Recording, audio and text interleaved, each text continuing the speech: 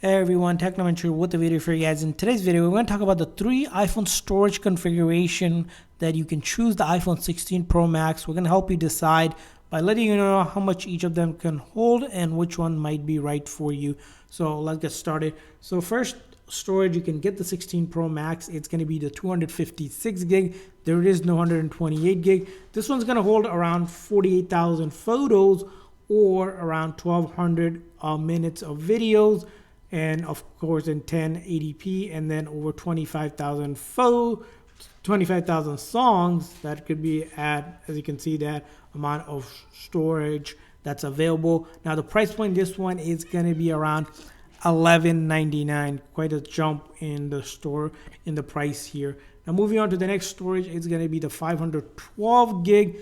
It's going to hold close to over 100,000 photos or around close to 2,500 minutes of video storage in 1080 and around or close to 52,000, as you can see, your songs at that storage compression as well. This one is going to be around $13.99, $200 more than the previous model. This one, it might be more ideal for someone who's looking for high graphic gaming and you're taking a lot more high resolution photos and videos compared to the 256 gig, which you might be taking a lot of photos, videos, but not at the higher quality and not as much as a 512 gig storage. And finally, the biggest and the most expensive model in the 16 Pro is that 1 terabyte.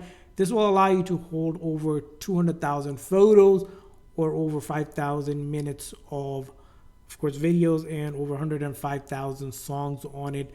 Now this is going to be, as I mentioned, the most expensive one, around $15.99. This is going to be someone who's looking to take a lot of high resolution photos, videos, a lot of apps, a lot of usage going on, more of like a content creator or someone that's really using their phone to do a lot more work on it in terms of being a store and everything.